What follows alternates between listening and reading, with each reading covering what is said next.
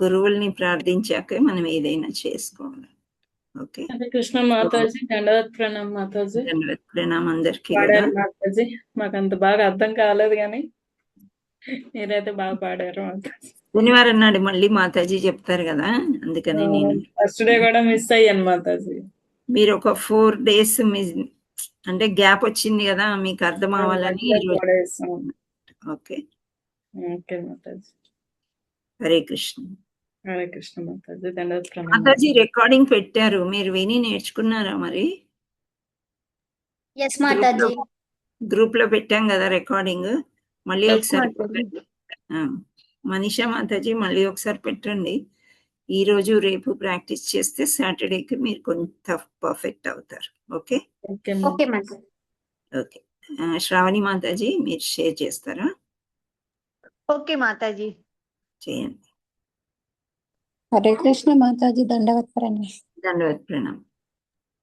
హరే కృష్ణ మాతాజీ, దండవత్ ప్రణామ్. దండవత్ ప్రణామ్. మీకు బుక్ వచ్చింది కదా ఉమా మాతాజీ, బుక్ ఫాలో అవ్వండి. వచ్చింది Mataji. Okay, thank you Mataji. దాంట్లో ఏముంది. హరే కృష్ణ మాతాజీ, దండవత్ ప్రణామ్ మాతాజీ. దండవత్ ప్రణామ్. హరే కృష్ణ మాతాజీ, దండవత్ ప్రణామ్. హరే కృష్ణ మాతాజీ, దండవత్ ప్రణామ్.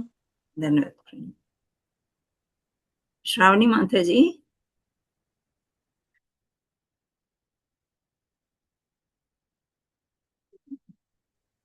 హరే కృష్ణ మాతాజీ, దండవత్ ప్రణామ్. దండవత్ ప్రణామ్.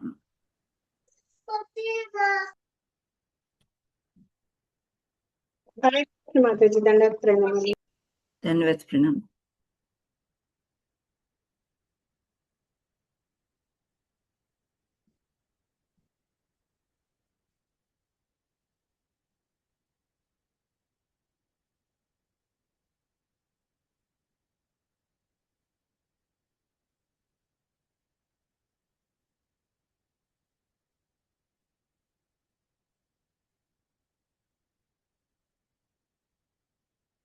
ఓకే, ఇక్కడ షేరింగ్ వచ్చింది, మీకు అందరికీ కూడా కనిపిస్తుంది అని నేను అనుకుంటున్నాను.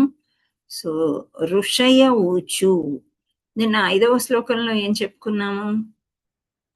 ఋషులందరూ సమకూడిరి కదా, వాళ్ళందరూ ఒక దగ్గరికి చేరి, అక్కడ ఒక ఇంపార్టెంట్ వర్డ్ ఏమన్నా చెప్పుకున్నామా 5వ శ్లోకంలో? వ్యాస ఆసనాన్ని వేశారు వాళ్ళు. సో ఎవరిని ఎంచుకున్నారు ఆసనం మీద కూర్చోబెట్టడానికి? సూత మహాముని. సో అతన్ని గోస్వామి అని కూడా అంటారు. సో ఈ రోజు మనం తెలుసుకుందాం ఎందుకని సూత మహామునిని వాళ్ళు ఎంచుకున్నారు, ఎందుకని గోస్వామి అంటున్నారు, ఎవరు గోస్వాములు అనేదే ఈ రోజు మనము తెలుసుకోబోతున్నాం. సో ఋషయ ఊచుహు త్వయా ఖలు పురాణాని సేతిహాసాని చానగా ఆఖ్యాతాన్యప్యదీతాని ధర్మశాస్త్రాని యాన్యుత. ఇలా వస్తుంది శ్లోకము. త్వయా ఖలు పురాణాని సేతిహాసాని చానగా ఆఖ్యాతాన్యప్యదీతాని ధర్మశాస్త్రాని యాన్యుత. ఇది శ్లోకం. మీరు పలకడానికి ప్రయత్నం చేస్తారా? త్వయా ఖలు పురాణాని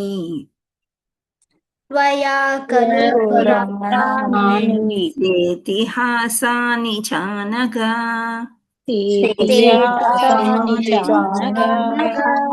ఆఖ్యాతాన్యప్యదీతాని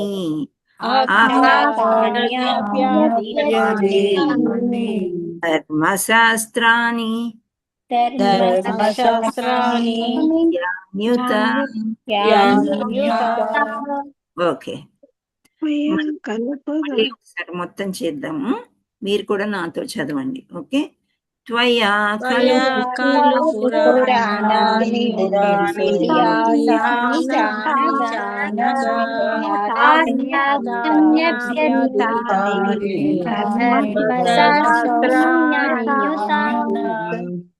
very nice, very nice. So ఇప్పుడు ఎవరైనా ఒక్కొక్కరే చదవాలనుకుంటే హ్యాండ్ రైజ్ చేయండి, చూస్తూ చదవండి, చూడకుండా అవసరం లేదు. Very nice. లక్ష్మీ జగదీష్, చాలానే హ్యాండ్స్. 2 లైన్స్ కాబట్టి మనకి మంచి సమయం ఉంది, ఇంకా కూడా అందరూ చదవడానికి ప్రయత్నం చేయండి. Okay okay. Anjani Mataji, first time చూస్తున్నాను పేరు. అంజని మాతాజీ, హరే జాయిన్ అయ్యాను మాతాజీ. వెల్కమ్ మాతాజీ. చదవండి. ఋషయ ఊచు. ఓకే. ఋషయ ఊచుహో త్వయా ఖలు పురాణాని సేతిహాసాని చానగా ఆఖ్యాతాన్యప్యధీతాని ధర్మశాస్త్రాణి యాన్యుత. హరి బోల్ మాతాజీ, థ్యాంక్ యూ. సుభద్ర మాతాజీ. హరే కృష్ణ మాతాజీ. హరే కృష్ణ. ఋషాయ ఊచుహి త్వయా ఖలు పురాణాని సేతిహాసాని చానగా అఖ్యాతాన్యప్యధీతాని ధర్మశాస్త్రాని యాన్యుత. హరి బోల్ మాతాజీ. అండ్ జీ లలిత మాతాజీ. హరే కృష్ణ మాతాజీ. హరే కృష్ణ. త్వయా ఖలు పురాణాని సేతిహాసాని చానగా ఆఖ్యాతాన్యప్యధీతాని ధర్మశాస్త్రాని యాన్యుత. హరే కృష్ణ. హరి బోల్. అయితే ఇక్కడ చదివేటప్పుడు మనం భాగవతంలో కొన్ని నేర్చుకున్నాము. ఏమంటాం, భగవాన్ ఉవాచ, అర్జున ఉవాచ, అట్లా ఇక్కడ భాగవతంలో మనకి క్షయ ఊచుహు అని ఉంది, అది కూడా చదవాలి. Okay right. నెక్స్ట్ శ్రీదేవి మాతాజీ. హరే కృష్ణ మాతాజీ, దండవత్ ప్రణామం. ధన్యవాదాలు. ఋషయా ఊచుః త్వయా ఖలు పురాణాని నేతిహాసాని చానఘా అఖ్యాతాన్యప్యధీతాని ధర్మశాస్త్రాని యాన్యుత. హరి బోల్. హరి బోల్ మాతాజీ. సబితా మాతాజీ. హరే కృష్ణ మాతాజీ. హరే కృష్ణ. ఋషి ఊచు త్వయా ఖలు పురాణాని సేతిహాసాని చానఘ ఆఖ్యాతాన్యప్యధీతాని ధర్మశాస్త్రాని యాన్యుత. హరి బోల్ మాతాజీ, thank you. And Lakshmi Jagdish మాతాజీ, మీరు చెప్పేసిన వాళ్ళు హ్యాండ్ డౌన్ చేయండి అమ్మా. లక్ష్మీ జగదీష్ మాతాజీ. హరే కృష్ణ మాతాజీ, దండవత్ ప్రణామ్. ధన్యవాద్ ప్రణామ్. ఋషయా ఊచుః త్వయా ఖలు పురాణాని సేతిహాసాని చానఘా అఖ్యాతాన్యప్యధీతాని ధర్మశాస్త్రాని యాన్యుత. హరి బోల్. బబితా మాతాజీ. హరే కృష్ణ మాతాజీ. హరే కృష్ణ. ఋషయ ఊచుః త్వయా ఖలు పురాణాని సేతిహాసాని చానఘా అఖ్యాతాన్యప్యధీతాని ధర్మశాస్త్రాని యాన్యుత. హరి బోల్. హరి బోల్. నెక్స్ట్ సుభద్ర అమ్మ మాతాజీ. హరి బోల్ మాతాజీ. హరి బోల్. ఋషయ ఊచు త్వయా ఖలు పురాణాని సేతిహాసాని చానఘా ఆఖ్యాతాన్యప్యధీతాని ధర్మశాస్త్రాని యాన్యుత. హరి బోల్ మాతాజీ. ఉమా మాతాజీ. హరే కృష్ణ మాతాజీ. హరే కృష్ణ. ఋషయ ఊచుః త్వయా ఖలు పురాణాని సేతిహాసాని చానఘా ఆఖ్యాతాన్యప్యధీతాని ధర్మశాస్త్రాని యాన్యుత. హరి బోల్. నాగా మాతాజీ. నాగా. హరే కృష్ణ. హరే కృష్ణ. ఋషయ ఊచు త్వయా ఖలు పురాణాని సేతుహాసాని చానఘా ఆఖ్యాతాన్యప్యధీతాని ధర్మశాస్త్రాని యాన్యుత. హరే కృష్ణ. హరి హరి బోల్. కవిత మాతాజీ. కవిత రమేష్. మాతాజీయా ప్రభుజీయా? హరే కృష్ణ హరే ప్రణామాలు. కృష్ణ ప్రభుజీ దండవత్ ప్రణామం. ఋషయ Yes. ఊచుః ఉమ్, త్వయా ఖలు పురాణాని ఇతిహాసాని చానఘ అఖ్యాత్యాన్యప్యదీతాని ధర్మశాస్త్రాని యాన్యుత. హరే కృష్ణ హరి బోల్ మాతాజీ. ప్రభుజీ, హరి బోల్. Thank you. శ్రీలత మాతాజీ, హరే కృష్ణ. హరే కృష్ణ మాతాజీ. ప్రణామ ధన్యవాద ప్రణామాలు ప్రణామం. మాతాజీ. ధన్యవాద ప్రణామం. త్వయా ఖలు పురాణాని సేతిహాసాని చానఘ ఆఖ్యాతాన్యప్యధీతాని ధర్మశాస్త్రాని యాన్యుత. హరే కృష్ణ చాలా మాతాజీ. బాగా చదివారు మాతాజీ. హరి హరి బోల్. అనురాధ మాతాజీ, హరే కృష్ణ మాతాజీ. హరే కృష్ణ. ఋషయ ఊచుః త్వయా ఖలు పురాణాని సేతిహాసాని చానఘ అఖ్యాతానపాప్యాదీతాని ధర్మశాస్త్రాని యాన్యుత. హరి హరే బోల్. కృష్ణ. శారద మాతాజీ,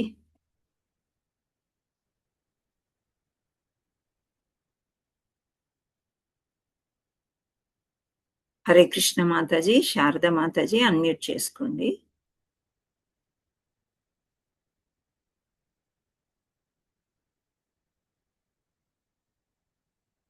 ఋషయ ఊచు త్వాయి ఖలు పురాణాని సేతిహాసాని చానఘ అఖ్యుతాన ప్రదీతాని ధర్మశాస్త్రాని యాన్యుతః. హరి బోల్ మాతాజీ. హరి బోల్ మాతాజీ. వీరన్న ప్రభుజీ, హరే కృష్ణ మాతాజీ. హరే కృష్ణ. ఋషయ ఊచుః త్వయా ఖలు పురాణాని సీతహాసాని చానఘ అఖ్యాతాన్యప్యదీతాని ధర్మశాస్త్రాని యాన్యుత. సీత కాదు మా ప్రభుజీ, సేతి హాసాని. Okay, thank you. Hare Krishna. And Krishna Kumari మాతాజీ, హరే కృష్ణ మాతాజీ. ఋషయ ఊచుః త్వయా ఖలు పురాణాని సేతిహాసాని చానఘ అఖ్యాతాన్యప్యదీతాని ధర్మశాస్త్రాని యాన్యుత. హరే కృష్ణ మాతాజీ. హరే కృష్ణ. హరి బోల్ మాతాజీ. పుష్ప మాతాజీ, హరే కృష్ణ మాతాజీ. ప్రణామ్. ప్రణామ్. ఋషయ ఊచుః త్వయా ఖలు పురాణాని సేతిహాసాని చానఘ ఆఖ్యాతాన్యప్యదీతాని ధర్మశాస్త్రాని యాన్యుత. సో నైస్ మాతాజీ, చాలా బాగా చెప్పారు. వాయిస్ కూడా బాగుంది. Thank you. హరి బోల్. వివో V20 పేరు మార్చుకోండి మాతాజీయా ప్రభుజీయా? చదవండి. వివో V20 అని ఉంది, హ్యాండ్ రైజ్ ఉంది. మాతాజీ అది నాగలక్ష్మి మాతాజీ అనుకుంటా. ఓకే, హ్యాండ్ డౌన్ చేశారు. ఓకే, మాతాజీ చదువుతా మాతాజీ. చదువుతారా? చదవండి. పేరు మార్చుకోండి మాతాజీ మీరు. నేను వెతుకుతున్నాను లక్ష్మి ఎక్కడ అని. నాగలక్ష్మి మాతాజీ. అవును, పేరు మార్చుకోండి ఫోన్ లో. అంటే చెప్పండి, అర్థం కాల మాతాజీ. మీ ఫోన్ Vivo20 అని వస్తుంది. కాదు మాతాజీ, నా పేరు నాగలక్ష్మినే ఉంది మాతాజీ. అవునా? నాగలక్ష్మి. ఓకే, సరే చదవండి. ఋషయ ఉవాచ త్వయా ఖలు పురాణాని సేతుహాసాని చానఘ ఆఖ్యాతాన్యదీతాని ధర్మ శాస్త్రాని యాన్యుత. మాతాజీ మీ ఫోన్ లో పార్టిసిపెంట్స్ అని ఉంటుంది, అందులోకి వెళ్ళి మీరు చూడండి. చూస్తే మీ పేరు ఏమొస్తుందో మీకు అర్థమవుతుంది. ఓకే, దాంట్లో రీనేమ్ అని వస్తుంది. ఆ రీనేమ్ దగ్గర మీ పేరు టైప్ చేయండి, వస్తుంది. ఇప్పుడు నేను చెక్ చేశాను, జీరో అని వస్తుంది మీది. ఓకే, సరే Mataji. Okay Mataji, thank you. So అందరూ కూడా చాలా వరకు చక్కగా చదివారు. ఇలా చదువుతూ చదువుతూ ఉంటే నెమ్మది నెమ్మదిగా మనకి ఈజీ అయిపోతుంది అనమాట. బుక్ తీయగానే మనకి శ్లోకాలు చదవడానికి టేస్ట్ పెరుగుతుంది, ఈజీ కూడా అయిపోతాయి. ఎప్పుడైనా ఏదైనా చాలా సులభంగా ఉందనుకోండి, దాన్ని చక్కగా మనం ఇంకెక్కువ సార్లు ఆస్వాదించడానికి ప్రయత్నం చేస్తూ ఉంటాం కదా. సో మనం భాగవతం చదవడానికి ఇలా ఈజీ చేసుకోవాలన్నమాట. సో ఋషయ ఊచు అంటే ఋషులందరూ కలిసి ఏమంటున్నారో అని చూద్దాము. సో కొంచెం పైన తీసుకోండి శ్రావణి మాతాజీ. ఋషయ అంటే ఋషులు, ఊచు అంటే పలికిరి, త్వయా మీ ద్వారా, కలు అంటే నిస్సందేహముగా, పురాణాన్ని వేదాలకు అనుబంధములైన వర్ణలను అంటే పురాణాలను, అండ్ ఇతిహాసాలు అంటే చరిత్రతో సహా అని అర్థం అన్నమాట. Next page. సో ఇక్కడ మనకి ప్రతిపదార్థంలోకి వెళ్ళినట్లయితే స ఇతిహాసాని అంటే చరిత్రతో సహా, చ అంటే మరియు, అనఘ అంటే పాపరహితుడవు, అనఘ అంటే పాపరహితుడవు, ఆఖ్యాతాని వివరించితివి, అపి అంటే అయినప్పటికీ, అధీతాని అధ్యయమున చేసితివి, ధర్మశాస్త్రాన్ని జీవితమునకు సరి అయిన మార్గాన్ని చూపడి శాస్త్రాలు, యాని ఈ శాస్త్రములన్నింటినీ ఊత ప్రవచించితివి. సో ఇక్కడ ఈ వర్డ్ మీనింగ్స్ ఈ విధంగా ఉన్నాయి, ప్రతిపదార్థం అన్నమాట. సో ఇక్కడ ముఖ్యంగా మీరు గుర్తుపెట్టుకోవాల్సింది అనగా అంటే పాపరహితుడు. ఆ తర్వాత నీవు చదువుకున్నదంతా కూడా ధర్మశాస్త్రాన్ని అంటే జీవితమునకు సరి అయిన మార్గము చూపడే శాస్త్రాలు.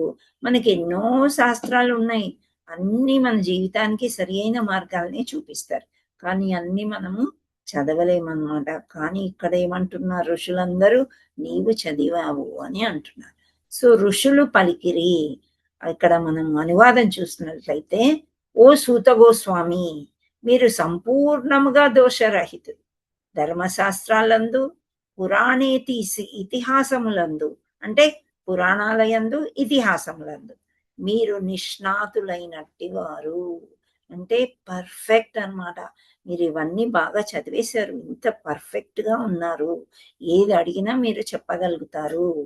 ఆ శాస్త్రములన్నింటినీ మీరు సరి అయిన నిర్దేశములో అధ్యయనము చేయుటయే గాక ప్రవచించి ఉండుటయే అందులకు కారణం. అంటే ఇప్పుడు చాలా మంది ఉంటారు, మనకి ఎంతో ఇంట్రెస్ట్ ఉంటుంది స్క్రిప్చర్స్ చదవాలన్నా ఇవన్నీ, కానీ అందరూ మాట్లాడరు అన్నమాట, చెప్పరు. అధ్యయనం చేసుకుని చదువుకుంటారు, పెట్టుకుంటారు. అంటే వాళ్ళ పుణ్యం కానీ వాళ్ళ శుద్ధీకరణ కానీ వాళ్ళ దగ్గరే ఉండిపోతాయి. కానీ అదే మనం ఒకరికి చెప్పామనుకోండి, ఆ ప్రవచనం చేయటం ద్వారా మిగతా వాళ్ళందరూ కూడా భక్తులు అవుతారు. సో అధ్యయనం చేయుటేగాక ప్రవచించి ఉండుటే అందులకు కారణం. సో మీరు సంపూర్ణంగా దోషరహితులు అని చెప్తున్నారు. దోషరహితులు అంటే ఎటువంటి దోషం చూద్దామన్నా కానీ అసలు కనిపించదు అని చెప్తున్నారు. అందుచేత వీళ్ళు సూత మహర్షిని సూత గోస్వామి అని పలికరు అని చెప్తున్నారు. సో గోస్వామి అయిన వాడు ఏ విధంగా ఉంటాడు భాష్యంలో శ్రీల ప్రభుపాదుల వారు వివరించారు. శ్రీల ప్రభుపాదికి జై. సో భాష్యం పైన తీసుకోండి కొంచెం. గోస్వామి అయినవాడు శ్రీ వ్యాసదేవుని ప్రతినిధి అయినవాడు. సో గోస్వామి అంటే ఎవరు అంటే వ్యాసదేవుడు. వ్యాసదేవుడు ఎవరు? వ్యాసదేవుడు ఎవరు? కృష్ణుడు. సో వ్యాసదేవుడికి ప్రతినిధి అయిన వాడు గోస్వామి అని అంటున్నారు. అంటే వ్యాసదేవుడు గురువు. ఆ గురువు నుండి వీళ్ళందరూ కూడా ఋషులు పూర్తిగా అవగాహన చేసుకుని గురువుని ఫాలో అయ్యే వాళ్ళు గోస్వాములు. సో గోస్వామి అయిన వాడు వ్యాసదేవుని ప్రతినిధి అయిన వాడు సర్వ విధములైన దోషముల నుండి దూరుడై ఉండవలెను. సో ఈ దోషాలు ఏంటి? ఇప్పుడు ఇస్కాన్లోకి వచ్చినాక 4 రెగ్యులేటివ్ ప్రిన్సిపల్స్ ఫాలో అవ్వాలి అని చెప్తారు. ఇవి చాలా వరకు మనము చాలాసార్లు డిస్కస్ చేసాము. ఓకే, దూరుడై ఉండాలి. పరస్త్రీతో అవివాహిక సంబంధము. సో వివాహము చేసుకున్న వాడల్లా కూడా బ్రహ్మచారి అని అంటారు. వివాహం చేసుకుని భార్య ఉన్నప్పటికీ కూడా మనం వీళ్ళు బ్రహ్మచారులు అంటే నమ్ముతామా? బ్రహ్మచారులు అంటే మనం ఏమనుకుంటాము, స్త్రీ సాంగత్యము ఉండకూడదు అని అనుకుంటాం. కానీ ఇక్కడ శాస్త్రాల్లో చెప్పేది ఏంటంటే బ్రహ్మచర్యం అంటే ఒక భార్యని వరించిన తర్వాత భార్య మాత్రమే ఆయనకి సంబంధం కలిగి ఉంటుంది. పరస్త్రీతో అది వివాహేతర సంబంధం అని అంటారు. ఆ వివాహేతర సంబంధాలు లేకుండా ఉన్నటువంటి వాళ్ళని కూడా బ్రహ్మచారీలు అని అంటూ ఉంటారు. అందుచేత ఇక్కడ ఫస్ట్ అపరాధం ఏంటంటే పరస్త్రీతో ఆ వివాహ సంబంధము లేనటువంటి వాళ్ళు ఎన్నుకోబడ్డారనమాట. అసలైతే ఇక్కడ ఉండే ఋషులందరూ కూడా ఆజన్మ బ్రహ్మచారులు. వాళ్ళు స్టార్టింగ్ నుండే బ్రహ్మచారులు అనమాట. వాళ్ళు అంటే మ్యారేజ్ చేసుకోలేదు అని అర్థం. అది ఫస్ట్ ఫార్ములా మీకు అర్థమైందా? రూల్. గోస్వాములు అంటే వారు ఎలా ఉంటారు అంటే 4 ఫార్ములాస్ ఇచ్చారు, అవి ఫాలో అవుతారని. సో మనం ఇక్కడ 4 రెగ్యులేటివ్ ప్రిన్సిపల్స్ అని ఇస్కాన్లో అంటుంటాం. ఫస్ట్ది అది. అంటే మగవాడైనా ఆడవాళ్ళు కూడా వివాహేతర సంబంధాలు పెట్టుకోకూడదు. అది ఫస్ట్ రూల్. సెకండ్ది జంతువధ. జంతువధ అంటే ఏంటి? ఇప్పుడు వేటకెళ్ళి రాజు వధిస్తున్నాడు జంతువుల్ని, అది జంతువధ అంటామా?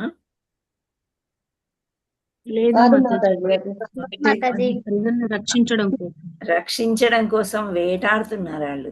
జంతువధ అంటే జంతువుల్ని చంపి తినడం అన్నమాట. అంటే మాంసభక్షణ. ఇది చాలా తప్పు అని చెప్తారు. ఎందుకు అని అంటే జైసా అన్ వైసా మన్ అంటారు. ఏవైతే మనం తింటున్నామో అదే మనసులోంచి మనకి వస్తుందంట. సాత్విక ఆహారం తింటూ సాత్వికంగా ఉంటే వినయ విధేయతలు ఇవన్నీ కూడా వెలుపలికి వచ్చి నమ్రతగా వినయంగా ఉంటాం. అదే మాంసభక్షణ చేసామనుకోండి, పులులు, సింహాలు, పిల్లులు ఇవన్నీ క్రూరంగా తయారవుతాం. అందులో అవి చాలా ఆ మాంసాన్ని అలా వాటిని చంపి వధించేటప్పుడు చాలా కేకలు పెడుతూ ఏడుస్తూ అలా ఉంటాయి కదా. సో అదంతా కూడా మనకి వచ్చి మనలో కూడా ఆ క్రూరత్వం అని కానీ ఆ బాధ కంటే ఎక్కువ ఆ రక్తము ఆ క్రూరత్వము ఎక్కువైపోతుంది. కానీ ఈ రోజుల్లో అందరూ ప్రోటీన్ కోసం అదే తినాలి అని అంటున్నారు.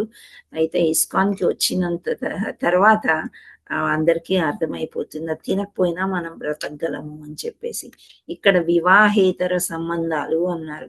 ఇప్పుడు చూడండి, తిండి లేకపోతే మనం ఉండలేము, రోగాలు వస్తాయి, రొచ్చులు వస్తాయి, మందులు లేకుండా ఉండలేము, ముసలితనం వస్తుంది, అన్నీ వస్తాయి. కానీ ఇప్పుడు సన్యాసి అనేవాడు సెక్స్ లో పాల్గొన్నారు అస్సలు. కానీ వాళ్ళకి ఏమైనా నష్టం జరుగుతుందా అంటే ఏమీ జరగదు. అన్ని సిస్టమ్స్ బాగా పనిచేస్తాయి, ఏది తక్కువైనా కష్టం. కానీ ఈ సెక్స్ అనేది లేకుండా కూడా మనిషి జీవించగలడు అనేది ఉందన్నమాట. ఇక్కడ బై నేచర్ సృష్టిలోనే అలా ఉంది. సో సెక్స్ జీవితం అంత ఇంపార్టెంట్ కాదు. పిల్లల్ని ఉత్పత్తి చేయడానికి మాత్రమే అది ఉపయోగించుకోవాలి, ధర్మపరంగా ఒక భార్య భర్తగా అయినప్పుడు. సో అది జంతువధ అనేది మనం అసలు ఎప్పుడు చేయకూడదు అనమాట. సో వివాహేతర సంబంధం ఒకటి, జంతువధ. సో ఈ జంతువుల్ని వధించకూడదు అంటే మనం చాలా సార్లు డిస్కస్ చేసాం ఇంతకుముందు. ఏంటి అంటే ప్రతి జీవిలో ఏముంటుంది? హరే కృష్ణ. ఆత్మ పరమాత్మ ఉంటుంది కదా. పరమాత్మ అంటే ఎవరు? సో ఈవెన్ మలంలో ఉండే నులిపురుగుల్లో కూడా పరమాత్మ ఉంటాడంట. సో అలాంటి పరమాత్మని మనం కోసుకుని తిన్నప్పుడు ఎలా ఉంటుంది? అందుచేత జంతువధ చేయకూడదు. సో ఇలా గోస్వాములు పరస్త్రీతో అవివాహ సంబంధాలు ఉండవు, జంతువధ వాళ్ళు అస్సలు చేయరన్నమాట. మత్తు పదార్థ స్వీకారము. మూడవ దానికి వస్తే మత్తు పదార్థాలు. ఈ మత్తు పదార్థాలు అంటే మనకు తెలిసిన విషయమే, పానీయాలు అవి. సో కొన్ని పత్రాలలో కూడా మత్తు పదార్థం ఉంటుంది. లైక్ టీ కాఫీ తాగవద్దు అని ఇస్కాన్లో చెప్తూ ఉంటారనమాట. థియేన్ అనే ఒక కెమికల్, థియేన్ అంటారు, టీలో ఉంటుంది. కెఫీన్ అని కాఫీ గింజల్లో ఉంటుంది అనమాట. సో ఇవి తీసుకోవడం వల్ల మన యొక్క సిస్టమ్ అనేది చెడిపోతుంది. మత్తు పదార్థం అది. సో ఆ మత్తులో పడి ఆకలి మర్చిపోతాం అనమాట. ఆకలి మర్చిపోవచ్చు, ఇంకా వేరే వేరే సిస్టమ్ సరిగా పనిచేయలేకపో, ఆకలిని చంపేయడమే కాకుండా మనకి మంచి పోషకాలని కూడా కానీ అది అలవాటు అయిపోయింది. అలవాటు ఒక దురలవాటు అయిపోయింది అనమాట.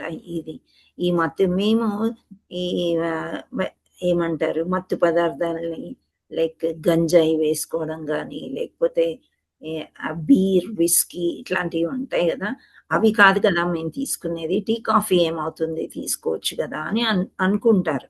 కానీ దాంట్లో కూడా చిన్న చిన్నగా ఈ మత్తు పదార్థాలు ఉన్నాయి కాబట్టి అవి తీసుకోవద్దు అని చెప్తారు. సో ఈ మత్తు పదార్థాలు ఎలా మనకి తెలుసు? శ్రావణి మాతాజీ మీరు షేరింగ్ తీసేయవచ్చు, నేను అడిగినప్పుడు మళ్ళీ వెళ్తారు. ఓకే. సో మత్తు పదార్థాలు ఏ విధంగా మనం చెప్తాము అని అంటే అవి మన బాడీని అంటే మన దేహాన్ని బాగా మార్చివేస్తాయి. న్యాచురల్గా సహజంగా ఉండేది కాకుండా వేరే రకంగా తయారవుతుంది. ఇప్పుడు ఫర్ ఎగ్జాంపుల్ మనం టీ రోజు అలవాటు చేసుకున్నాం, తాగుతున్నాం. ఒక్క పూట మనం యాత్రా స్థలంలో కానీ ఇంకే వేరే ప్లేస్కి ఎక్కడైనా వెళ్ళి ఉంటే ఆ టీ టైం దాటింది అనుకోండి, మనకేమవుతుంది? మీరందరూ ఎక్స్పీరియన్స్ చేసి ఉంటారు కదా. ఇప్పుడు కృష్ణ కాన్షియస్ దాని మీదే లాగుతుంది అనమాట. చాలా హెడేక్ వచ్చేస్తుంది. అండ్ కాఫీ అయినా, కాఫీ అలవాటు ఉన్న వాళ్ళకి కాఫీ, టీ అలవాటు ఉన్న వాళ్ళకి టీ. పొద్దున్న లేవగానే చక్కగా వేడి నీళ్ళు, ఇంకేదో పాలు తాగొచ్చు, వేడి నీళ్ళు తాగొచ్చు. ఈ మధ్య ఎన్నో జ్యూసులు ఏబీసీ అని అదని ఇదని చెప్తున్నారు. అవన్నీ వదిలేసి మనం టీ కాఫీలోకే వెళ్తున్నాం. ఎందుకంటే ఆ మత్తు పదార్థం లోపలికి వెళ్ళి మనకి అదే కావాలి కావాలి కావాలి అనిపిస్తూ ఉంటుంది. సో అదే పాలు తాగుతున్నారు రోజు. ఒకరోజు పాలు దొరకలేదు, తాగలేదు, మనకేం అవ్వదు, హెడేక్ రాదు. మీరు గమనించి చూడండి. పాలు, మజ్జిగ, వేరే అస్సలు హెడేక్ రాదు. సరే ఈ రోజుకి నడిపించుకోవచ్చు అని అనుకుంటాం. కానీ అదే టీ కాఫీ అలవాటు అయింది అనుకోండి, హెడేక్ వస్తుంది. ఎందుకు? అది ఒక మాదక ద్రవ్యం అన్నమాట అది. సో అలాంటి ఆ మత్తు పదార్థాలు మనము తీసుకోకూడదు. సో గోస్వాములు అనేవాళ్ళు ఈ మత్తు పదార్థాలు కూడా తీసుకోరు. ఇంకా లాస్ట్కి యుధిష్ఠరుడు అంటే ఎవరు? ధర్మరాజు మాతాజీ. ఆయన పాండవులలో పెద్దవాడు, అన్నయ్య. సో ఆయన ఏం చేశాడు? జూదం ఆడాడు. అవునా? జూదం ఆడినంతనే ఏమైంది వాళ్ళకి? వాళ్ళ రాజ్యాన్ని రాజ్యాన్నే కోల్పోయారు. ఇంకా అన్ని నష్టాలే వచ్చేసినాయి. ఆ తర్వాత వీళ్ళందరూ కలిసి ఎక్కడ వెళ్ళాల్సి వస్తుంది? వనవాసం. ఆ తర్వాత అజ్ఞాతవాసం 1 year చేయాలి. అజ్ఞాతవాసం అంటే ఏంటి? అంటే గుర్తుపడితే మళ్ళీ మొదటి నుంచి చేయాలి. మళ్ళీ 12 ఏళ్ళు, ఇది 13. సో ఇలా ప్లాన్ ఉండింది దుర్యోధనుడికి. ఇలా చేస్తే సో జూదం ఆడిపిస్తారు. అంటే జూదం కూడా ఆడకూడదు అని చెప్తారు. అది కూడా ఒక మంచి కార్యక్రమం కాదు. సో గోస్వాములకి జూదం అంటే ఏంటో కూడా తెలియదు అనమాట. జూదం ఆడడం అంటే పాండవులు ఆడిన జూదమే కాదు, మనము చిట్టీలు వేస్తున్నాం అంటాం చూసారా, లక్కీ డ్రాలు, చీటీలు వేయడం. ఓకే. అండ్ తంబోలా ఆడడం ఒక గ్యాంబ్లింగ్. అది ఏంటంటే మనస్సుని పాడు చేస్తుంది. మెటీరియల్ గా మనము ధనలక్ష్మి కోసం అంటే డబ్బుల కోసమే అవి చేస్తాం చూడండి. అవన్నీ కూడా చాలా తప్పులు. ఎప్పుడైతే మనం అవి ఆడుతూ ఉంటామో మన మనస్సు నిగ్రహ శక్తిని కోల్పోతుంది అనమాట. గెలవాలి గెలవాలి గెలవాలి దాని మీదే. రేసెస్ ఆడతారు కదా, గుర్రాలు రేసులు ఇవి ఆడతారు. పత్తాలు ఆడతారు. పత్తాలు తెలుసా మీకు? కార్డ్స్. సో ఇవన్నీ కూడా జూదాల కిందనే వస్తాయి అన్ని కూడా. ఏమవుతుందిలే టైం పాస్ కాదు, అది మనసుని పాడు చేసేస్తుంది. నువ్వే గెలవాలి, నువ్వే గెలవాలి, నువ్వే గెలవాలి. అది గెలిచేది ఎప్పుడో ఏమో గాని దానికంటే భాగవత పురాణం కానీ భగవద్గీత కానీ చదువుకోవడం చాలా మంచిది. దాంట్లో ఎటువంటి ఎంజాయ్మెంట్ అనేది రాదు అని అందులో దిగినప్పుడే మనకి తెలుస్తుంది అనమాట. సో ఇవన్నీ కూడా గోస్వాములు ఇవి చెయ్యరు అంట. అంటే వాళ్ళు నిష్ణాతులు అయ్యారు, దేనిలో పర్ఫెక్ట్ అయ్యారు, దేనిలో వేదాలు చదవడంలో. అండ్ వ్యాస మహర్షిని ఫాలో అవ్వడం కూడా. వ్యాస మహర్షి దగ్గర చాలా నమ్రతగా కూర్చొని విన్నారు, విన్నంతనే ప్రవచనం చెప్పారు. అంటే విని ఊరుకోలేదు, తెలియని వాళ్ళకి తెలియజేశారు భాగవతం గురించి. సో ఇవన్నీ చేస్తున్నారు కాబట్టి అటువంటి వాళ్ళని గోస్వాములు అని అంటారు. అంటే వాళ్ళు దోషరహితులు. ఎక్కడ చూసినా సరే, ఇప్పుడు మనము ఇక్కడ ఇస్కాన్లో ఇలా ఉన్నాము, ఏదైనా యాత్రకు కానీ వేరే నాన్ డివోటీస్తోని యాత్రకు వెళ్ళామనుకోండి, వాళ్ళందరూ టీ కాఫీ తాగుతున్నారు, ఆనియన్ గార్లిక్ కూడా తింటున్నారు. మనని కూడా ఎవరు చూడట్లే అని మనం తిన్నాం అనుకోండి, అప్పుడు ఏమవుతుంది? దోషం చేసిన వాళ్ళం అవుతాం. అన్లెస్ అంటే ఇనిషియేషన్ తీసుకున్న వాళ్ళకి ఈ రూల్స్ అన్ని చెప్తారు. అన్లెస్ అంటే మీరు ఇనిషియేషన్ తీసుకోలేదు, షెల్టర్లోనే ఉన్నారు, ఇస్కాన్ పూర్తిగా ఫాలో అవ్వట్లేదు అంటే అది మీ ఇష్టం అన్నమాట. కానీ ఇవన్నీ చేయకపోవడానికి రీజన్స్ ఇవి. చేస్తే నష్టాలే కానీ దానిలో వచ్చే లాభం అనేది ఏమీ ఉండదు. ఆనియన్ గార్లిక్ కూడా తినకూడదు అని అంటారు, ఎందుకంటే రాక్షసుల రక్తంతో ఆ మొక్కలు వచ్చాయి కాబట్టి అవి. కానీ అవి ఔషధం లాగా పనిచేస్తాయి అని కూడా అంటారు. సో ఈ స్టోరీ మీకు తెలుసు కదా, హరే కృష్ణ. రాహుకేతువుల స్టోరీ మీకు అందరికీ తెలుసు అనుకుంటా. సో చిలుకలు పడ్డు కొంతవరకు అమృతం తాగేశారు కాబట్టి ఔషధంగా కూడా పనిచేస్తుంది. సో ఈ 4 ఇక్కడ ఏమంటున్నారు? వ్యాసాసనంపై ఆసీనుడగుటకు పూర్వము గోస్వామి అయిన వాడు ఈ 4 నుండి దూరుడై ఉండవలెను. సో వ్యాసాసనం మీద కూర్చుని ప్రవచనం చెయ్యాలంటే ఈ 4 ప్రిన్సిపల్స్ నుంచి దూరంగా ఉండాలి. నిష్కళంక చరిత్రుడు కానటువంటి వానిని, పైన తెలుపునటువంటి దోషముల నుండి ముక్తుడు కానటువంటి వానిని వ్యాసాసనంపై ఆసీనిని చేయరాదు. సో భాగవతం చెప్పడానికి కొన్ని క్వాలిఫికేషన్స్ ఉన్నాయి అన్నమాట. సో ఆ క్వాలిఫికేషన్స్ ద్వారా చెప్తే ముక్తి లభిస్తుంది మనకి.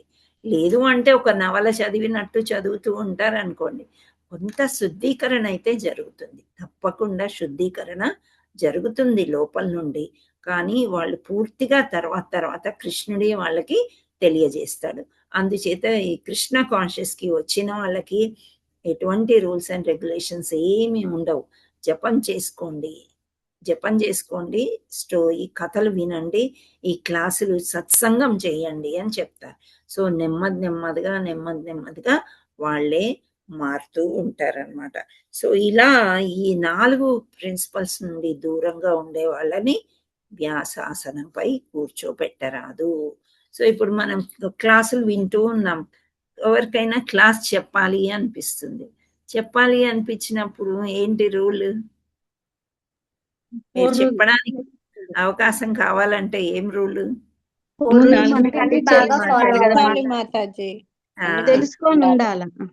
తెలుసుకొని ఉండాలి, వేదాలు తెలుసుకొని ఉండాలి. తర్వాత గురువులు ఏం చేస్తున్నారో తెలుసుకోవాలి, గురువులతో డిస్కస్ చేయాలి, చాలా వీడియోస్ వినాలి, మాట్లాడే విధానం కూడా బాగుండాలి మాతాజీ. నేర్చుకోవాలి. చాతుర్యం అనేది మాట్లాడుతుంటే వస్తూ ఉంటుంది. వినయ విధేయతలు ఇవన్నీ నేర్చుకుని ఉంటేనే వ్యాస. అండ్ ఆ 4 రెగ్యులేటివ్ ప్రిన్సిపల్స్ కంపల్సరీ. మీరు ఒకవేళ మాట్లాడాలి అనుకుంటే 16 మాలలు చేస్తున్నారా లేదా అని ఫస్ట్ గురువుగారు అదే అడుగుతారు, చేస్తున్నారా లేదా. లేదు చెయ్యట్లేదు, సరే ఇక మీదట చెయ్యండి అంటారు. అంతేగాని ఏమి పనిష్మెంట్లు అనేది ఇక్కడ భక్తిలో ఎవ్వరికి ఏమి ఇవ్వరు అనమాట. ఇంత టాలెంట్ ఉండి అన్నీ ఉండి కూడా కృష్ణ కాన్షియస్ లోకి రావడానికి ఇబ్బంది ఎక్కడుంది?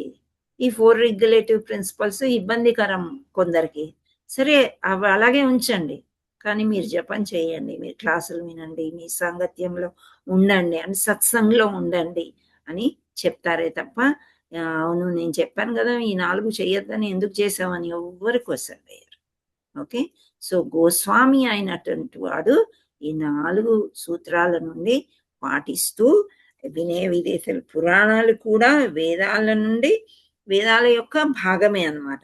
అవియే కాక ఇతిహాసాలు, హిస్టరీ అంటాం కదా, రామాయణ్ మహాభారత్, ఇవి కూడా తెలిసి ఉండాలన్నమాట.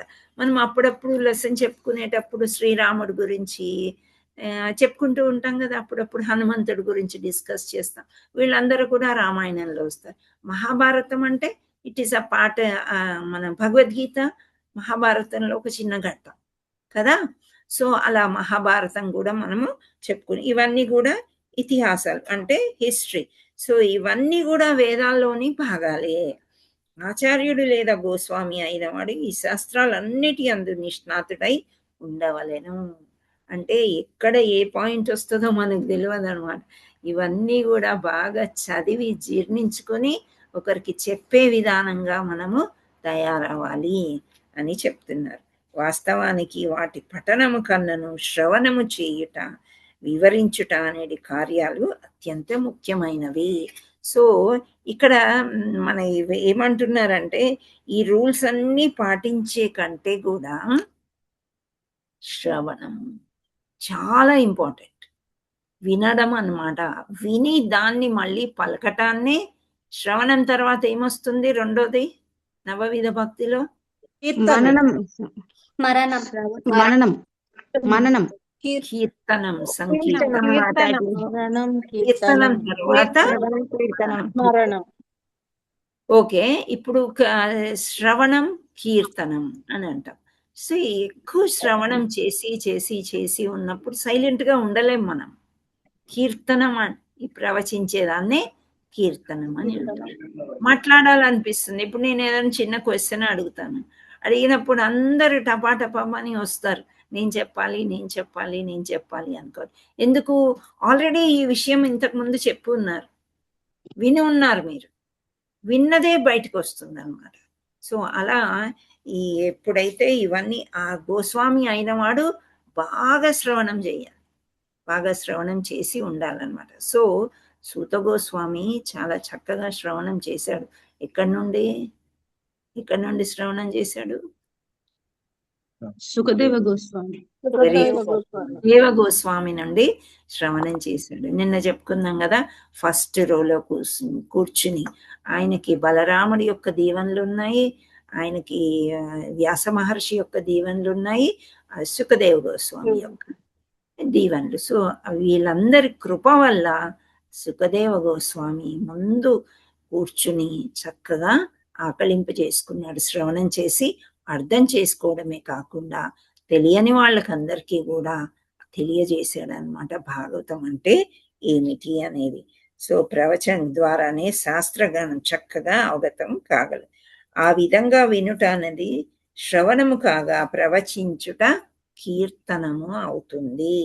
ఇట్టి శ్రవణ కీర్తనలే ఆధ్యాత్మిక జీవన పురోగతికి ప్రధానంగా ముఖ్యమైనది. ప్రామాణికుని నుండి అనుకువతో శ్రవణం చేసి ఆధ్యాత్మిక జ్ఞానాన్ని సరిగా అవగాహన చేసుకునే వాడే చక్కగా ఆ విషయాన్ని వివరింపగలడు. సో అదనమాట. ఇప్పుడు సో గోస్వామి అంటే ఏమని తెలుసుకున్నాం మనం ఈ శ్లోకం? ఇంద్రియాలను జయించిన వాడు, మోక్షముల నుండి దూరంగా ఉంటారు. నుంచి ఫాలో అవుతూ చక్కగా వింటూ అదే శ్రవణం చేస్తూ కీర్తన. Very good. శ్రవణం చేసిన వాళ్ళే కీర్తన చేయగలుగుతారు. ఓకే, ఎంత బాగా వింటే కీర్తన అంటే మీరు పాటలు అని అనుకోకండి, మాట్లాడడం కూడా చెప్పడం కూడా కీర్తనని. ఈ చెప్పేదాన్ని ఇప్పుడు హరే కృష్ణ కృష్ణ కృష్ణ హరే హరే, హరే రామ రామ రామ హరే హరే అని అంటాం. ఇది కీర్తన. మళ్ళీ అది పాటలాగా కూడా మనం పాడొచ్చు, హరే కృష్ణ మహామంత్రాన్ని. అది కూడా కీర్తన. ఏదైతే చెప్తున్నామో అది కీర్తన అవుతుంది. సో ఇక్కడ గోస్వామి ఇందుకు చక్కగా చెప్పారు మీరు ఆన్సర్. గో అంటే ఇంద్రియాలు. స్వామి అంటే అధిపతి, ఇంద్రియాలకి అధిపతి అన్నమాట. సో ఆ ఇంద్రియాలన్నిటినీ బాగా కంట్రోల్ చేసుకున్న వాళ్ళే గోస్వాములు. ఇంద్రియాలను ఎందుకు కంట్రోల్ చేసుకోవాలి? ఎందుకంటే అవి మనసు ఎటు చెప్తే అటు పరిగెడతాయి. బుద్ధి చెప్పలేకపోతుంది మనసుకి. మనసు చాలా వేగంగా పరిగెడుతుంది అన్నమాట. సో ఈ కోరికలు అనే గుర్రాల్ని మనస్సు ద్వారా, బుద్ధి ద్వారా కంట్రోల్ చేసేదే అధిపతి, ఇంద్రియాలకు అధిపతి. ఎవరు అంటే గోస్వామి. ఓకే, సో గోస్వామి అనే అర్థాన్ని ఈ శ్లోకంలో మనము నేర్చుకోవాలి. సో మనకి ఏమంటున్నారంటే, ఓ సూత గోస్వామి, మీరు సంపూర్ణంగా దోషరహితులు. ఎందుకని దోషరహితులు అంటున్నారంటే, ఈ 4 ప్రిన్సిపల్స్ ఏవైతే మనం చెప్పుకున్నామో ఇవన్నీ కూడా వాళ్ళు పాటిస్తారు. ధర్మశాస్త్రాలందు, పురాణ ఇతిహాసాలందు మీరు నిష్ణాతులైనటువంటి వారు. అంటే మీరు చాలా పర్ఫెక్ట్ అని అర్థం. ఆ శాస్త్రములన్నింటినీ మీరు సరి అయిన నిర్దేశంలో అధ్యయనం చేయుటయే గాక ప్రవచించి ఉండుటయే అందులకు కారణము. సో ఇక్కడ ఋషులందరూ చేరి సూత మహామునిని, సూత గోస్వామికి వ్యాసాసనం ఎందుకు ఇచ్చాము అనేది వర్ణిస్తూ ఉన్నారన్నమాట. సో మీకు అర్థమైందా? ఎస్ మాతాజీ. ఓకే, అయితే మీరు ఒక్కసారి షేర్ చేయండి అమ్మా, ఒకరిద్దరితోని మనం చదివిద్దాం. ఓకే, చదివేటప్పుడు మీకు ఏమైనా డౌట్స్ వస్తే హ్యాండ్ రైజ్ చేయండి.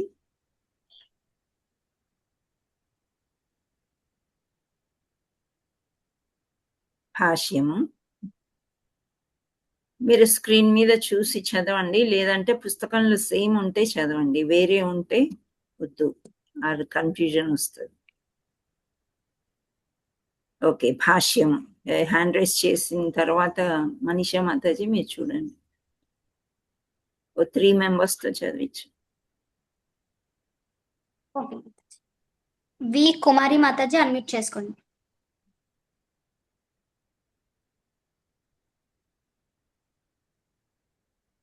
హరే కృష్ణ. హరే కృష్ణ మాతాజీ. హరే కృష్ణ. భాష్యము.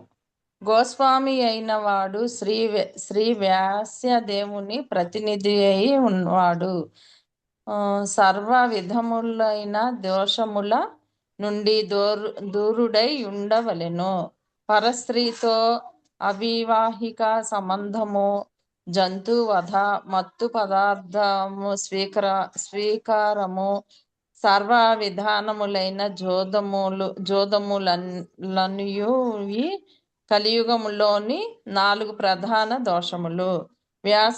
వ్యాసాసనంపై ఆసీనుడగుటకు పూర్వము గోస్వామి అయిన వాడు ఈ 4 నుండి దూరుడై ఉండవలెను. నిష్కలముగా చరిత్రుడు కానటువంటి వానిని పైన తెలిపినటువంటి దోషములో నుండి ముక్తుడు కానటువంటి వానిని వ్యాసాసనముపై ఆసీనును చేయరాదు. వ్యాసాసనముపై కూర్చుండువాడు దోషాతీతుడు మాత్రమే కాక శాస్త్రములందు లేదా వేదములందు నిష్ఠుతుడై ఉండవలెను. పురాణములు కూడా వేదములందలి భాగములే. అవియే కాక ఇతిహాసములైన రామాయణము, భారతములు కూడా వేదములందలి భాగములే. ఆచార్యుడు లేదా గోస్వామి అయిన వాడు ఈ శాస్త్రములన్నిటి అందును నిష్ఠాతుడై ఉండవలెను. వాస్తవమునకు వాటి పఠనము కన్నను శ్రవణము చేయుట, వివరించుట ఎన్నటి కార్యములు అత్యంత ముఖ్యమైనవి. ప్రామాణికుని నుండి అనకువతో శ్రవణము చేసి ఆధ్యాత్మిక జ్ఞానమును సరిగా అవగాహన చేసుకున్న వాడే చక్కగా ఆ విషయమును వివరింపగలడు. హరే కృష్ణ మాతాజీ. హరి బోల్, హరి బోల్. థ్యాంక్ యూ మాతాజీ, అవకాశం ఇచ్చినందుకు. Thank you. చాలా హ్యాండ్ రైజెస్ చాలా వచ్చాయి. సో ఇందాక ఎవరు పార్టిసిపేట్ చేయలేదో వాళ్ళని వెతికితే ఎవరున్నారు? నాగమణి మాతాజీ. హరే మీరు కృష్ణ ఇందాక మాతాజీ నేను హరే కూడా కృష్ణ చదవండి. హరే కృష్ణ మాతాజీ. హరే కృష్ణ హరే కృష్ణ. మాతాజీ. ఎక్కడి నుంచి చదవాలి మాతాజీ? స్టార్టింగ్ నుంచి చదవండి. గోస్వామి అయిన వాడు. ఓకే ఓకే మాతాజీ. ఓకే. హరే కృష్ణ. హరే గోస్వామి అయిన వాడు అనగా శ్రీ వ్యాసదేవుని ప్రతినిధి అయిన వాడు సర్వ విధములైన దోషముల నుండి దూరుడై ఉండవలెను. పరస్త్రీతో అవివాహిక సంబంధము, జంతువధ, మత్తు పదార్థ స్వీకారము, సర్వ విధములైన జూదములన్నవి కలియుగములోని 4 ప్రధాన దోషములు. వ్యాసాసనంపై ఆసీనుడగుటకు పూర్వము గోస్వామి అయిన వాడు ఈ 4 నుండి దూరుడై ఉండవలెను. నిష్కలంక చరిత్రుడు కానటువంటి వానిని పైన తెలిపినటువంటి దోషముల నుండి ముక్తుడు కానటువంటి వానిని వ్యాసాసనంపై ఆసీనుని చేయరాదు. వ్యాసాసనముపై కూర్చుండువాడు దోషాతీతుడు మాత్రమే గాక శాస్త్రములందు లేదా వేదములందు నిష్ణాతుడై ఉండవలెను. పురాణములు కూడా వేదములందరి భాగములే. అవేగాక ఇతిహాసములైన రామాయణ భారతములు కూడా వేదములందరి భాగములే. ఆచార్యుడు లేదా గోస్వామి అయిన వాడు ఈ శాస్త్రములన్నింటి యందును నిష్ణాతుడై ఉండవలెను. వాస్తవమునకు వాటి పఠనం కన్నను శ్రవణము చేయుట, వివరించుట అనేది కార్యములు అత్యంత ముఖ్యమైనవి. ఏలయన శ్రవణము గావించుట, ప్రవచనము చేయుట ద్వారానే శాస్త్రజ్ఞానము చక్కగా అవగతము కాగలదు. ఆ విధముగా వినుట అన్నది శ్రవణము కాగా ప్రవచించుట కీర్తనము కాగలదు. ఇట్టి శ్రవణ కీర్తములే ఆధ్యాత్మిక జీవన పురోగతికి ప్రధానముగా ముఖ్యమైనవి. ప్రామాణికుని నుండి అణకువతో శ్రవణము చేసి ఆధ్యాత్మిక జ్ఞానమును సరిగా అవగాహన చేసుకున్నవాడే చక్కగా ఆ విషయములను వివరింపగలడు. హరే హరి బోల్ మాతాజీ. Thank you so much. ఇక్కడ షేరింగ్ చాలమ్మా. Thank you so much Sravani మాతాజీ. అండ్ ఇక్కడ మనకి అర్థమైంది ఏంటంటే లాస్ట్ లైన్ ఒకసారి చూసుకోండి. అణకువతో శ్రవణం చేసి ఆధ్యాత్మిక జ్ఞానాన్ని సరిగా అవగాహన చేసుకొని వాడే చక్కగా ఆ విషయాన్ని వివరింపగలడు. సో ఎవరైనా సరే ఆధ్యాత్మిక జ్ఞానం అంటే మంచి అణకువతోని వినాలి, శ్రవణం చేయాలి అని చెప్తున్నారు. సో ఎలా శ్రవణం చేయాలి అనేది మనకి శివుడు పార్వతికి చెప్పిన విధానం ఒక్కసారి నేను చెప్తాను. ఒక చిన్న స్టోరీ వినండి. మార్నింగ్ క్లాస్కి వచ్చిన వాళ్ళు విన్నారు ఆల్రెడీ.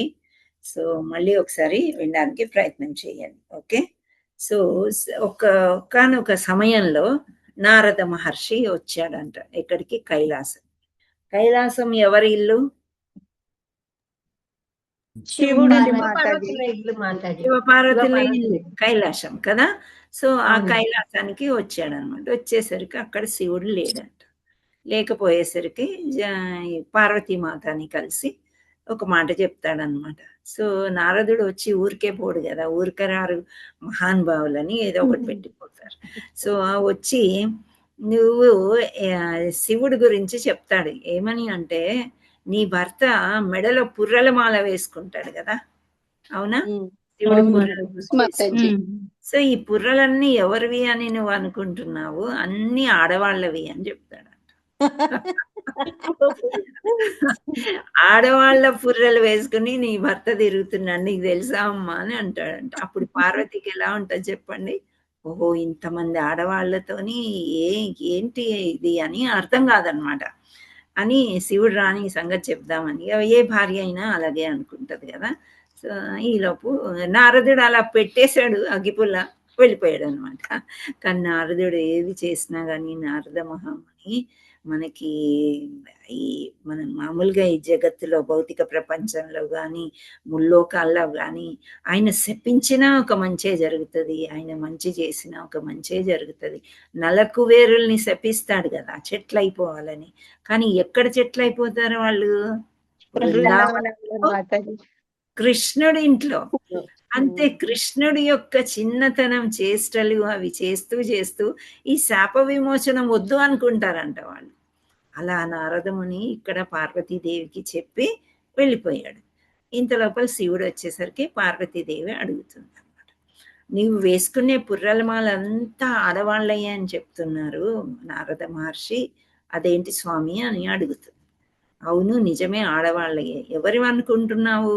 నీవు ఎన్ని జన్మలు ఎత్తావు?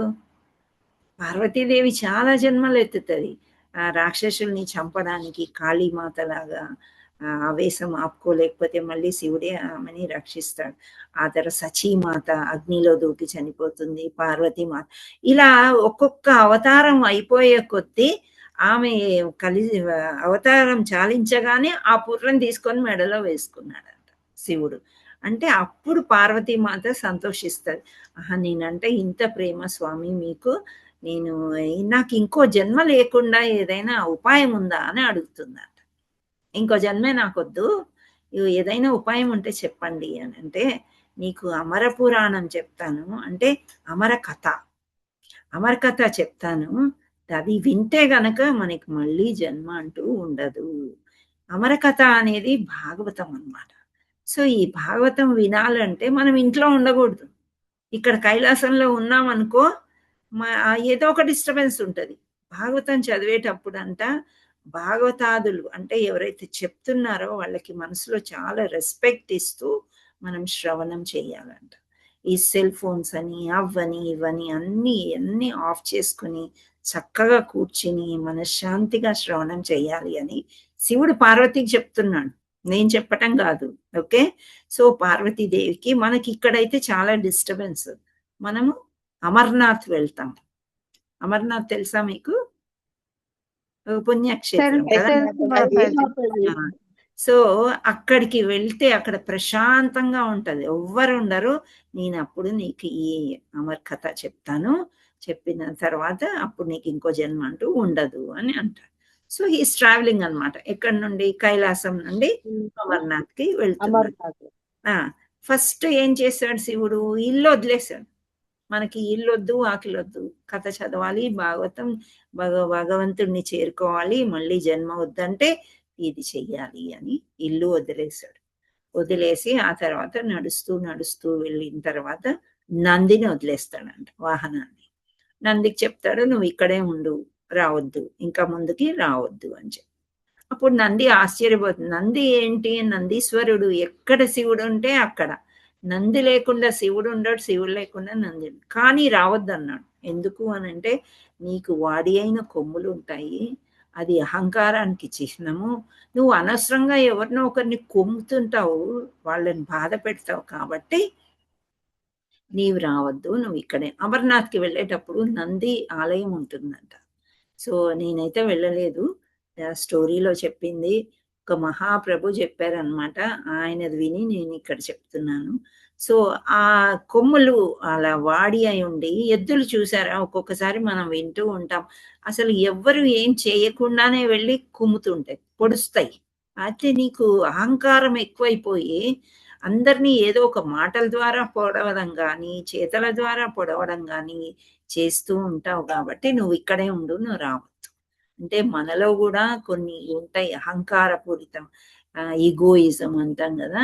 సో దీన్ని మనము వదిలేయాలి అంట, భాగవతం వినాలి అనుకుంటే. ఓకే, నెక్స్ట్ ఇంకా ముందుకెళ్తుంటే చంద్రుడు ఇంకా పాము మెడలో ఉంటుంది, వీళ్ళందరూ సంతోషిస్తున్నారు, నంది ఉండిపోయాడు, మనకు పర్మిషన్ ఉంది, మనం భాగవతం వినొచ్చు అని కొంచెం ముందుకెళ్తారంట.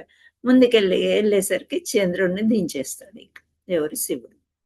నువ్వు అంటే నేనేం చేశాను, నేనేం తప్పు చేశాను ప్రభు, నాకు భాగవతం వినే అదృష్టం లేదా అని చంద్రుడు అడుగుతాడంట. లేదు, వ్యాసాసనం కంటే కింద కూర్చుని నమ్రతగా వినయంగా ఉండేవాళ్లే భాగవత కథ వినడానికి అర్హులు, పై స్థానంలో ఉండకూడదు. ఎప్పుడైనా హెడ్ స్థానము పైన కదా, so head is the highest.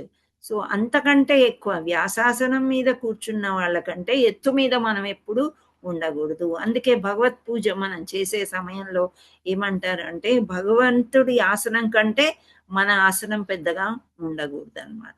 పూజ గదిలో కానీ ఎక్కడ కింద కూర్చోవాలి, లేదా ఆసనం భగవంతుడిని కొంచెం ఎత్తులో పెట్టుంటే మనం కొంచెం కిందకి ఉండాలన్నమాట. సో ఇది ఏంటి అంటే వినయము, హ్యూమిలిటీ, హ్యూమర్ ఇవన్నీ ఉండాలన్నమాట. నమ్రత అనేది, వినయం అనేది భాగవతం కథ చదవాలండి, వినాలంటే ఇది ఉండాలి అని రెండవసారి శివుడు చెప్తాడనమాట. చెప్పేసి ఎవరైతే నమ్రతగా వినయంగా ఉండారో వాళ్ళు they are not eligible to hear Bhagavatam అని చెప్తారు. ఇలా పార్వతితోని మాట్లాడుకుంటూ వీళ్ళని త్యజిస్తూ వెళ్తున్నారు ముందుకి.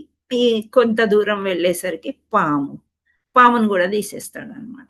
అప్పుడు పాము అంటది, నేను ఎప్పుడైనా నీ మెడ వదిలి వెళ్ళానా ఎక్కడికైనా, నేనెందుకు రాకూడదు, నాకు భాగవతం వినాలని ఉంది అంటుందంట. లేదు, నీలో ఉండే గుణమంతా నువ్వెంత మంచిగా కనిపించినా ఏమి చేసినా నీలో ఉండే ఎన్వియస్ అండ్ జెలసీ నేచర్ చాలా ఉంటుంది పాములో. ఎన్వియస్ అంటే ఏంటి? ఈర్ష్య. సో ఈర్ష్యాద్వేషాలు పాములో ఎక్కువ ఉంటాయంట. సో ఆ బుస్ అని బుస్స కొడుతూ ఉంటుంది కదా, కోపం వచ్చినట్లు. అలా పాముని చూస్తేనే అందరం భయపడిపోతాం. సో పాము లాంటి గుణాలు మనలో ఉన్నాయి. పక్క వాళ్ళని చూసి ఈర్ష్య పడకూడదు ఎప్పుడు. వాళ్ళకిచ్చేది వాళ్ళకి ఇచ్చాడు భగవంతుడు, మనకిచ్చేది మనకిచ్చాడు అనమాట. సో ఈర్ష్యాద్వేషాలు అనేది పెట్టుకుని మనసులో ఈ భాగవతం కథకు వచ్చి ఏం చెప్తారులే ఆ మాతాజీ, ఆ గురుగారు ఏం చెప్తారు, నాకు తెలిసిన దానికంటే వాళ్ళకేం ఎక్కువ తెలియదు, అలాంటి భావాలు ఉంటాయంట. అలా ఉండకూడదు. అవి కూడా మనం తీసేయాలి. ఒకవేళ మీరు భాగవత కథ ఇంతకు ముందు వినేశారు, మీకు అంతా వచ్చు, 12 cantos మీరు చదివేశారు, అయినప్పటికీ కూడా వీళ్ళేం చెప్తారో చూద్దాము అని నమ్రత భావంతో మనము వినడానికే ఉండాలి. కానీ అలాంటి ద్వేషభావాలన్నీ కూడా తీసేసి అప్పుడు మనం ప్యూర్గా ఉన్నట్లయితేనే భాగవతం మనకి అర్థమవుతుంది. ఈ లోపలికి ఇవన్నీ వీళ్ళనంతా వదిలించుకొని వెళ్ళేసరికి అమర్నాథ్ చేరుకున్నారంట. సో అమర్ కథ అక్కడ కూర్చొని పార్వతీదేవికి చెప్పారంట. సో శివుడు మనకి ఈ విధంగా నేర్పిస్తున్నాడు అనమాట.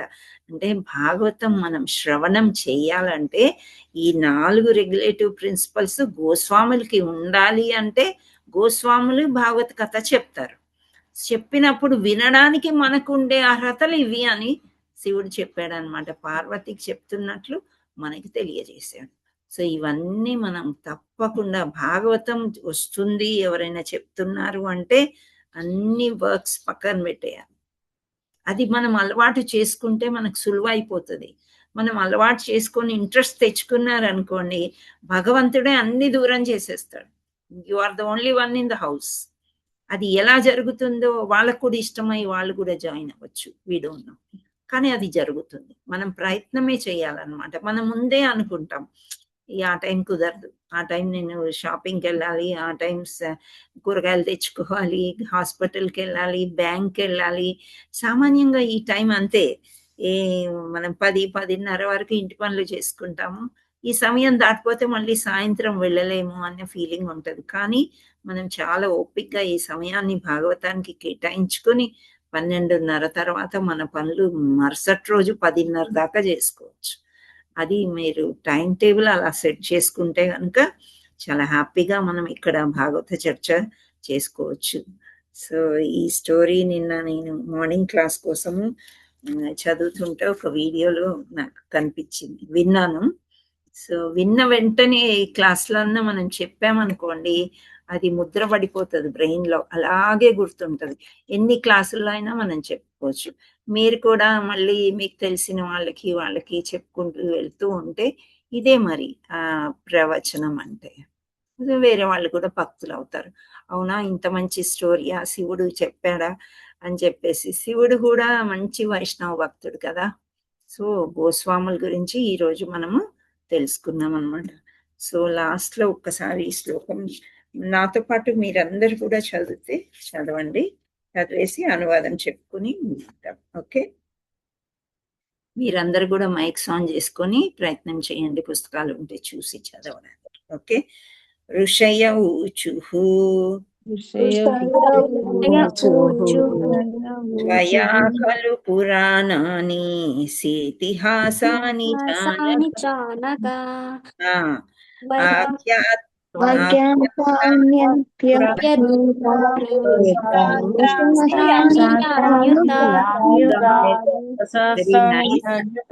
Very nice. హరి బోల్. మళ్ళీ ఒక్కసారి చదువుతాం. ఓకే. ఋషయ